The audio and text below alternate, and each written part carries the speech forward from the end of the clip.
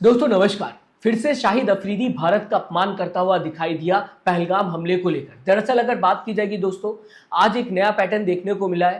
पहलगाम हमले के बाद हमारी देश की मीडिया जो कई सालों से विपक्ष के ऊपर हमला करते हुए दिखाई देती है, एक रिलीजन के खिलाफ बोलते हुए दिखाई देती है और बेबाक बोलते हुए दिखाई देती है, कोई लगाम नहीं है।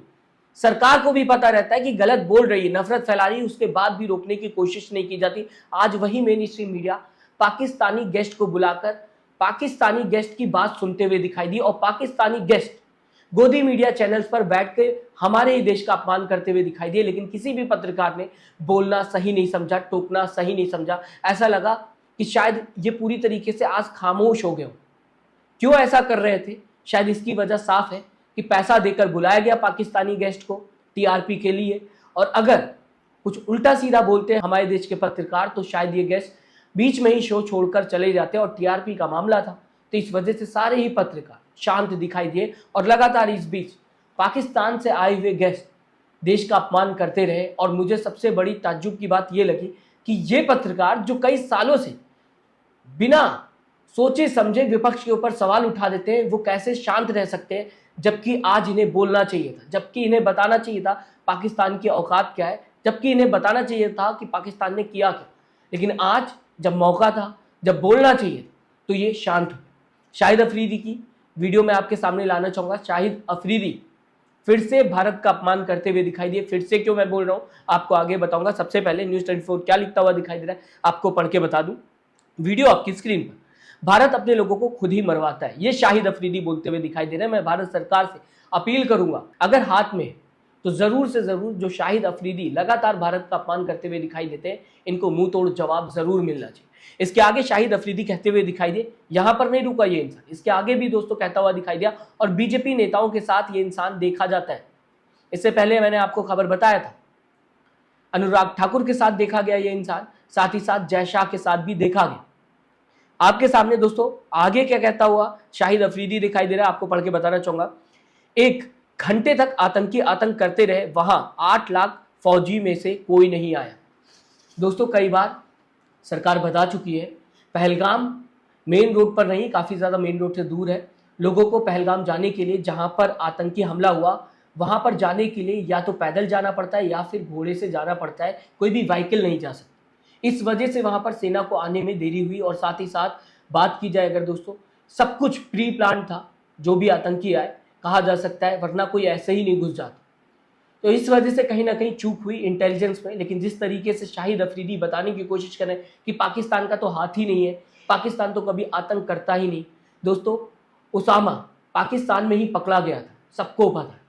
इसके बाद ये कह देना कि पाकिस्तान आतंकियों के साथ नहीं खड़ा, आतंक के खिलाफ है, तो दुनिया भर को पता है कि पाकिस्तान कितना ज़्यादा आतंकियों के खिलाफ है, कितना आतंकियों का साथ देता है।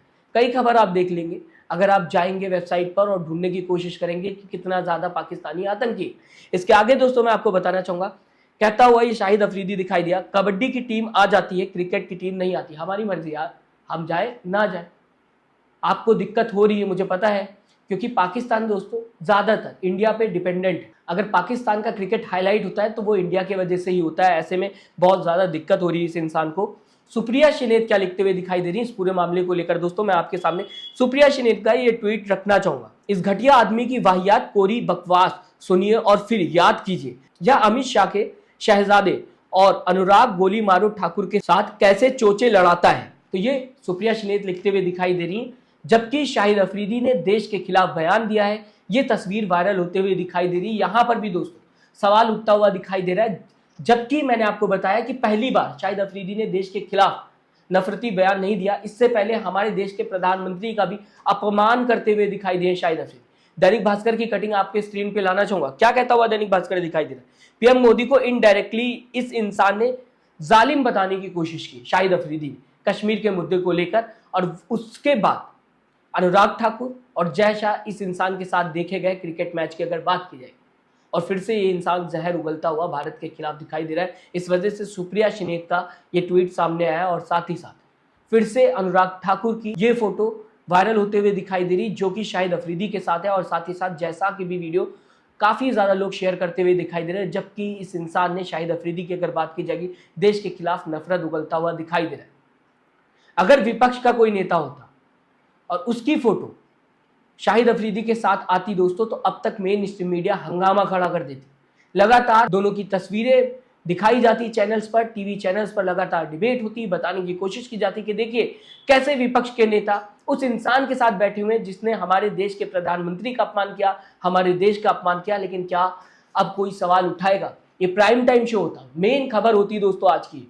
शाम को आपको इस पे डिबेट देखने को मिलती, कई पार्टी के गेस्ट आते हुए दिखाई देते, इस पे बहस होती पूरी, और सीधा सीधा विपक्ष के ऊपर सवाल खड़े करते हुए ये पत्रकार नजर आते, जो कि पाकिस्तानी गेस्ट के सामने एक शब्द नहीं बोल पा रहे थे, क्योंकि टीआरपी का मामला था, क्योंकि पैसे देकर बुलाया गया था।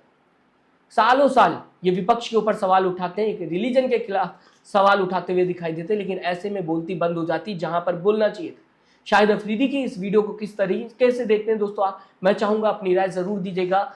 जो इंसान देश के अंदर बताने की कोशिश करता है देश के गद्दारों को गोली मारो डैश डैश डैश, वो इंसान शाहिद अफरीदी के साथ बैठा हुआ है, जो कि पाकिस्तानी भी है और देश के खिलाफ नफरत उगलता हुआ भी दिखाई देता है। लेकिन ऐसे में अनुराग ठाकुर ने इस इंसान के खिलाफ कुछ भी बोला नहीं, कुछ भी ट्वीट नहीं किया। आप किस तरीके से इस खबर को देखते हैं, मैं चाहूंगा अपनी राय जरूर दीजिएगा। शाहिद अफरीदी ने जो बयान दिया, इसे लेकर आपकी राय क्या है, कमेंट बॉक्स में जरूर लिखिएगा। साथ ही साथ दोस्तों सब्सक्राइब और लाइक के बटन को दबाना मत भूलिएगा। अपना ख्याल रखिएगा। नमस्कार।